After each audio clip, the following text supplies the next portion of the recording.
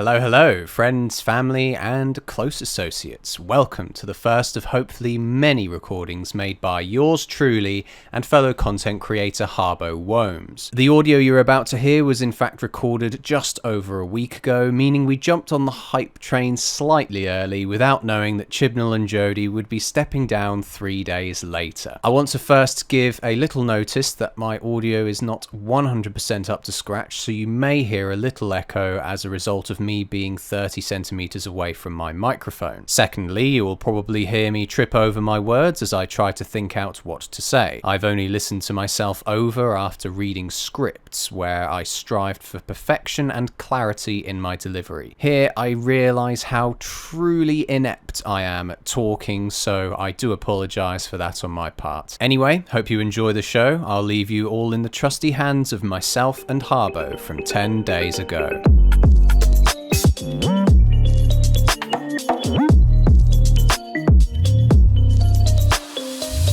Welcome, ladies and gentlemen, to the first instalment of Harry and Harbo Discuss. I'm joined by the one and only Harbo Holmes, or Holmes, I'm not sure. It's Holmes, everyone always gets it wrong. I have to ask, because it's you know, everyone else is going to have like their own. So what is Womes? Yeah. Womes. It was pronounced before it was spelt, so then it was kind of, how do I turn this into a logical spelling, and then it kind of just turned out like that. So grammatically everyone says it right, but not the way it should be. Yeah, seeing as you're like a predominantly Doctor Who channel anyway, I think that's probably where I get the whom's from. Yeah, I mean, it wasn't even intentional to have that parallel, but it works out well, doesn't it? Well, it certainly, you can tell from the offset that you're a Doctor Who channel, so that has definitely worked in your favour. Indeed, it has. So I've heard that there's some news about time from yourself and the Doctor Who community at large, because I normally keep myself under a rock about this stuff, but I'd like to be in the loop now. So tell me what has happened. So there was a panel, I don't want to date the recording, so I'll say there was a panel recently that went through some Series 13 news, which obviously has been filming for about 5 years at this point. A lot of people were like disappointed with the amount, but they did actually give us quite a lot, to be fair. So probably the most important part of it was that they said it's one 8-episode like running narrative. So every episode like links together with like cliffhangers and stuff. Well, I'm coincidentally this being the time when I'm reviewing Series 6, I believe that they tried to do a similar thing then, but it doesn't feel as connected as I probably would like it to be. So yeah, so this is probably going to do that. Okay. Like more connected. Because if it's probably going to be, as far as I understand it, a kind of every episode is going to have its own story, its own writer, but at the beginning they'll have some nod to the previous episode, and then at the end they'll have another nod to the next episode, essentially, or some kind of running theme throughout it. Yeah. We don't know that yet because they haven't announced writers or anything, so we don't know. That's just my speculation. Like I have no idea, because I'm assuming that with COVID, the production has just been a total disaster. Like yeah, that's probably also why they decided to go the like very connected route, because it's obviously easier to make, and obviously they only have the 8 episodes. It's better to make it all one big thing, because there's not really room for any filler episodes. Right, okay. Well, I mean, I haven't even had a look at this trailer yet, so it's one of those classic teaser trailers where it's just a bunch of people looking off into the middle distance at things. And they're my favourite kind of trailers, because they don't give anything away. We'll get a proper trailer before release, about 5 minutes before the first episode comes out. I'm already paused and they all look extremely alarmed. This should I also be alarmed? I don't know. Okay, I'm ready when you are. Alright, 3, 2, 1, go. Okay. 1 minute later. So yeah, there's not even a fucking release date. No, why? They're not even giving us a release date. But we do know it is this year, so at least we know that. The stinkiest part is that they just recycled the start of the trailer. Yeah, well, because is this thing they always do because of like YouTube ads? where they do like a 5-second summary in front of every ad. I hate it when ads do trailers do that. Oh yeah, firstly, John Bishop's character finally has a second name. He's Dan Lewis. Okay. And as we saw in the trailer where he was kind of bumbling around, he is going to be the comic relief. The replacement for Graham. Graham, yeah. Yeah, but obviously he can do a bit more like physical acting this time. Like falling over and stuff. That's kind of sad that like they've just replaced him with another guy. Yeah, younger model. Yeah, exactly. I wonder how little character he's going to have. Oh, barely any. Remember, he didn't even have a name until like a couple of days ago. Oh, really? Oh, right. Well, that explains a lot. But I don't mind them keeping stuff quiet. I prefer that because, again, it's like trailers that just give absolutely everything away. Yeah. They drive me insane. So, what was this special character that has got everyone in a pickle? This is Vinder, played by Jacob Anderson. I don't know if you're familiar with him. Never heard of him. Did you ever watch Game of Thrones? I did watch Game of Thrones, but I don't recognise him. Which character is he? Grey Worm, the leader of Daenerys' guard. Oh, really? Oh, I suppose the amount of hair probably kind of threw me off. Yeah, he's obviously got more hair. So I will warn the audience that I'm incredibly biased because I really like Jacob Anderson as both a musician and an actor. A lot of people were very upset because they were hyping up... Well, people always say, they were hyping up a special guest. All they said was on the announcement of the panel... there will be Jodie Whittaker, Mandip Gill, John Bishop, Chris Chibnall, and a special guest. So everyone was like, it's gonna be John Barrowman. Oh, it's gonna be Alex Kingston. It's gonna be David Tennant. And then no, it just turns out to be a recurring character in the series. So everyone gets all angry and disappointed.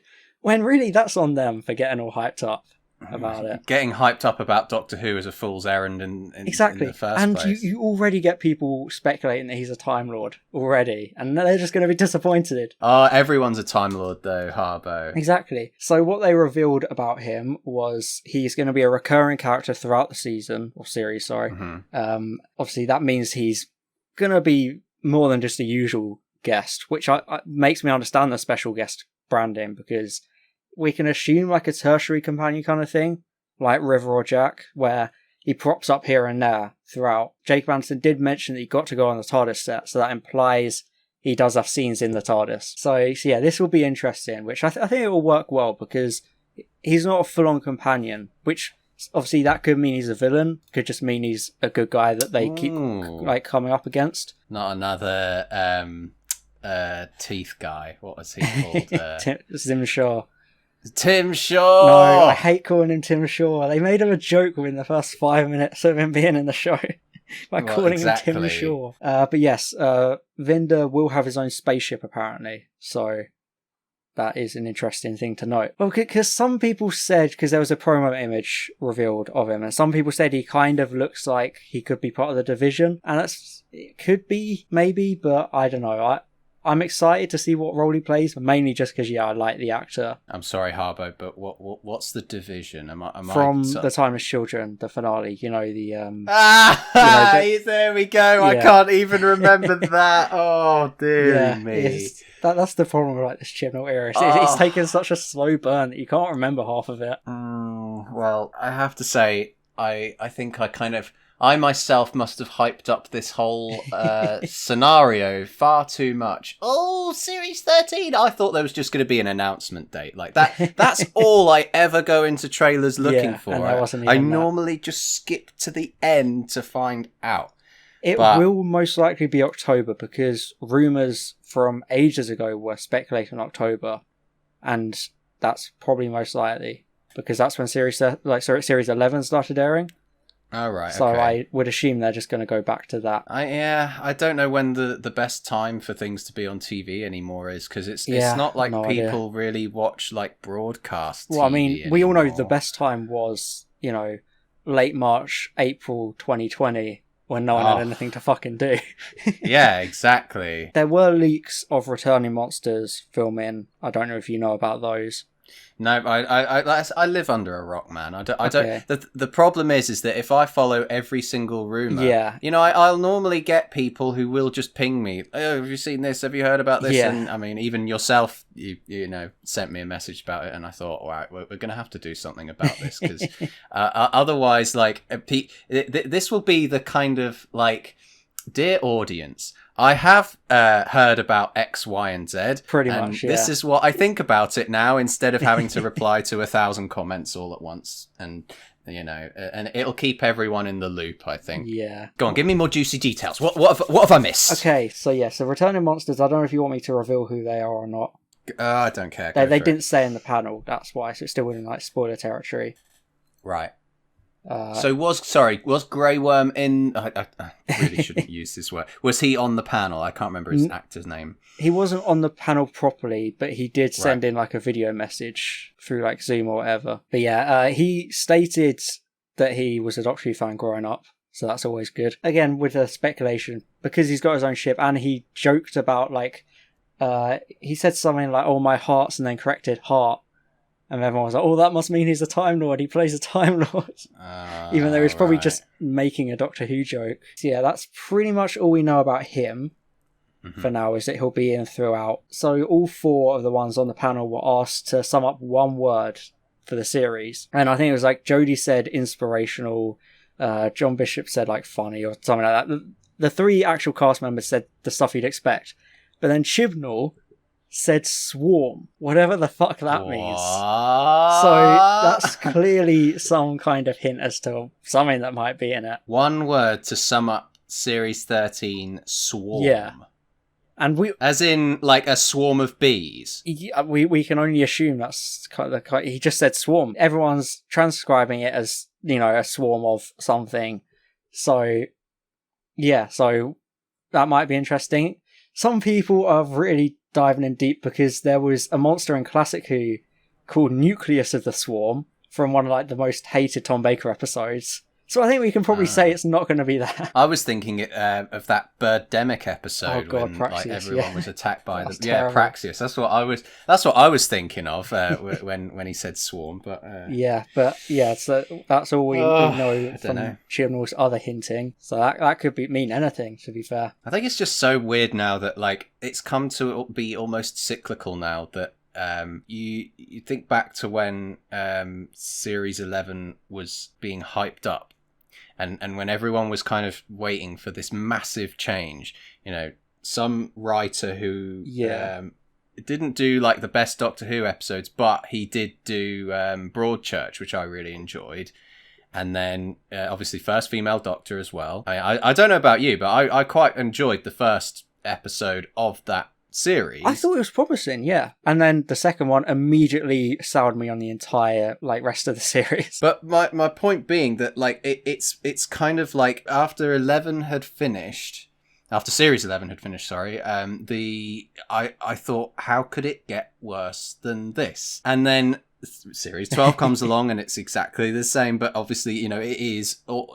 I can't even tell you if it's worse because I can't think. Like, it's the only series I've ever given a 0 to an episode. But like, I'm just now thinking that it's my curiosity to find just how bad it can get. Similar, like obviously, I don't have like that kind of more like pessimistic outlook on it. Obviously, I do know. Yeah. You know, don't expect too much from this era because it has consistently disappointed me. But I still find myself excited in the lead up to everything. In the lead up to Series 11, obviously I was very excited. I just got back into Doctor Who, so I was very excited for that. Then even after, you know, Series 11 turned me off massively, in the lead up to Series 12, I saw a trailer, I thought, oh, this looks pretty good actually. And then, you know, Series 12 disappointed me. Then the hype up to Revolution, I was like, hey, I'm excited for it. So either way, I'm always going to be excited for it. No matter how much I get let down. Once a fan, always a fan. Yeah. I believe that a bit because the thing is, it's something that I'm sure we've both like grown up with. Definitely, yeah. And it's not like I have no other show to compare it to. Exactly. Like yeah. I know that there's not been another show that has been going on for so long, and that I have consistently watched regardless exactly. of the quality.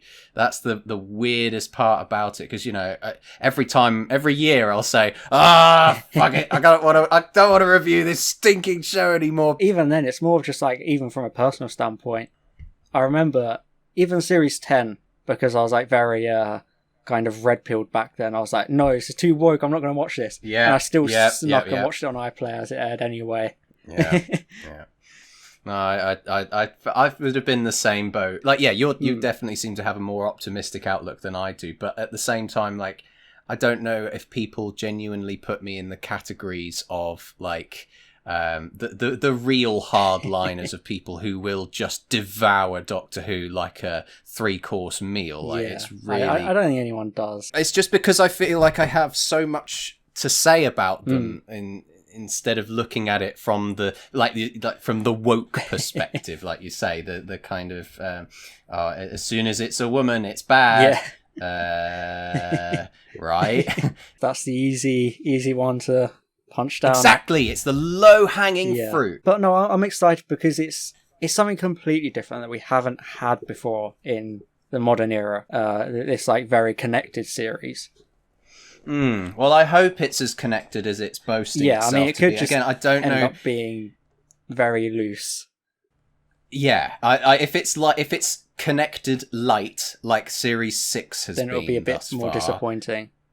Yeah, exactly. But because it's only 8 episodes, I reckon they could probably do a lot more in that. So you don't end up with your episodes like Curse of the Black Spot and Close in Time. I hope that the less is more aspect kind of plays into it. But at the same time, I have this kind of feeling that if I am going to go into it with, you know, if I go into Series 13 with the reviewing mindset, I am going to have to be more forgiving with it because of the you know, the world that we live in, that, you know, post-COVID. I say post-COVID, it's still happening, but, you know, post like lockdown stuff. Yeah, can't have high expectations, but to come at it completely unforgivably is not going to be a good It's approach. kind of why, like, obviously, I know you review episodes as they come out. I like to just watch them without kind of that thought process of being like, right, as soon as I've watched this, I've got to go up and write a review and make it, because I feel like that allows me to just enjoy it for what it is, or not like it for what it is.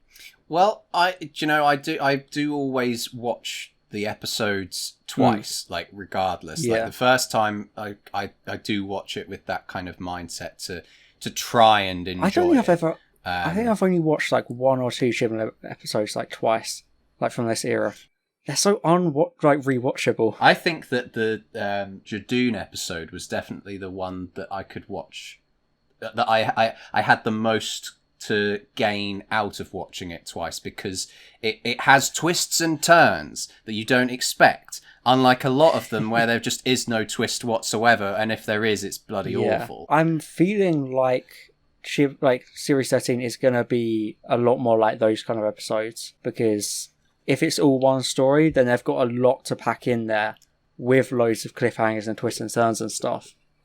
I hope so, yeah. But obviously we do know Chibnall is better at those kind of condensed, like, focus stories. Absolutely. So, what's your opinion on Broadchurch Series 3? Because I've never seen any Broadchurch, but I've heard Series 3 isn't the best. If you watch the first 2 series, that is where it is at its best. It's only because Series 3 has less... The actual, like, call it the crime of the series. Like, Series 1 and 2 are the one main crime. 3 is a different crime. Okay, where I was going with this is obviously everyone points at Chibnall being like, oh, he did really well on Broadchurch Series 1 and 2, did really well on Torchwood Series 1 and 2. But the thing is, if you actually look at it, I think that was down to the producer he worked with, Richard Stokes. All right, okay. Because Richard Stokes left for Broadchurch Series 3. He didn't do that one. Really? Which is why I find interesting that that's the one I see more people being like, it's not as strong as the previous 2. Just like how people are saying, oh, well, why can't Chibnall's Doctor Who be as good as his Torchwood. It's because he's not working with that one producer, I think. Like, it was really weird when Series 3 came out, because we were kind of like, right, this is kind of weird, because the story had been wrapped up, and then they kind of did a sort of, you could call it a half series of the Moffat special. Broadchurch. It wasn't, if you like, yeah, it wasn't. It wasn't. I still found it enjoyable, but it had nothing on the first two series. Yeah, funny enough, Richard Stokes was originally going to be Doctor Who producer under RTD before Phil Collinson got it. So Really? I just found it interesting when I looked into it. Yeah, I just found it an interesting common denominator between those two bits of Chibnall's career. I suppose the other thing is that, you know, you can't really. I've never found that you can truly blame you can't truly blame one person for a certain thing in a show, because it's always made by hundreds of people. Like, the real reason that the writers get the chopping block, though, is because they are at the start of the whole thing. You know, they're the ones who came up with the ideas, and obviously they might have been, you know, influenced and changed by certain degrees, but at the same time, you know, if you want to compare, I like to think of a TV show or a movie production being like the human anatomy. You have the bones, the skeleton, which is the writing. You have the organs, which is the production and the flesh, and the skin being the editing or the post-production kind of end of things, to make everything look all pretty and perfect and complete. So, and obviously without bones, you don't have a human body. You've just got a big pile of blood and shit on the floor. So I think that you can put more onus on the writer than anybody else, but again, there is also other aspects. There's always other aspects, but unless it's like Game of Thrones season 8, which it was all the writers' fault. Yeah, exactly. I just think Series 13 is shaping up to be at least more interesting than the previous two, because it's something completely different for once. Yeah, if they're going for something a bit more like adventurous, then all the more credit to them. At least they're trying something different. I think it's probably what Moffat wanted to do, but never got the go ahead to actually pull the trigger on it. Oh, the closest he probably got was in Series 10 with the oxygen. The 4 episodes very pyramid closely linked together. What was it? I can't remember. So it's Oxygen Extremis, Pyramid at the End of the World, and Lie of the Land. Oh, Lie of the Land! God almighty. That episode was fucking appalling.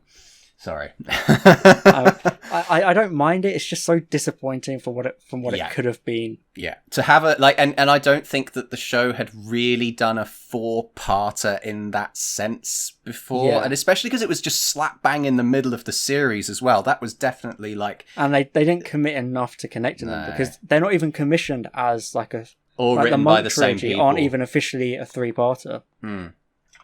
They're not. Like, you look on the production codes and they're all individual stories. Yeah. It's very weird. If they can spread the money, or if they have spread the money that they've got for Doctor Who out over 8 episodes, hell, I'd be even happier if they said there were 6. I think that they could do a lot of good with. You know how like Series 9 had that format of like every week being a 2-parter? Yeah, almost everyone was a 2-part, yeah. I think that would be great, but instead of the cliffhanger, just do like a Sherlock kind of thing where you have 6 episodes and they're an hour and a half each. Right. Well, that's the thing. That's what I'm worried about. Because obviously you expect with, lower episodes, they get to use the budget better, they get to make longer episodes, but knowing how TV executives work, they're just like, no, you get less episodes. Still the same runtime, just less episodes. Yeah. And then we'll renew you for 6 episodes next time and half the budget. So I'm worried going forward that it's going to keep reducing and they're not going to even get longer in episode length. That's me being wishful thinking right there. Yeah. So I will warn anyone listening that's hopeful about the interconnected thing that the previous times they have done it in Classic Who usually didn't turn out very well. Oh, really? So obviously there was the famously maligned Trial of a Time Lord, which, as we know, Chibnall was a vocal critic of. Is that the one with Patrick Troughton? No, that was the Colin Baker one. Oh, that one. Oh, right. Yeah. What am I thinking of then? You're probably just thinking of the War Games, where he gets put on trial at the end of that, and he regenerates. Oh, right. Is that not a continuous story? I mean, it's a 10-part serial, but it's not like season long. Right, okay. For anybody who is curious, Classic Who to me is a headache. Please continue. I know you don't know like a huge amount in it. But yeah, so there was Trial of a Time Lord, which effectively ended the show, even though there were 3 more seasons after it. The reception of that got Colin Baker fired, and essentially the show was dead from that point onwards, even though they tried to keep it going. So that was a connected storyline. And then before that, you had The Key to Time with Tom Baker, which is a good idea for a story. So it was him and Romana, his companion, had to go on adventures to get pieces of a key to save time or something. It's just the problem was the actual serials themselves weren't very good. Right. And then, yeah, so those are like the 2 ones you can compare it to. Well, I was under the impression that the way that Classic Who was set out was that it was kind of like they were shorter episodes, 20-25 minutes, but you would have like 4 weeks of that one story. So that constitutes a serial, but the actual serials themselves don't usually run into each other a whole lot. Okay, right, okay. Some of them do, like especially early on in the 60s, but then you started getting away from that. They started just having clean breaks, like you'd just have between modern episodes. Right. It ends, gap, new episode starts.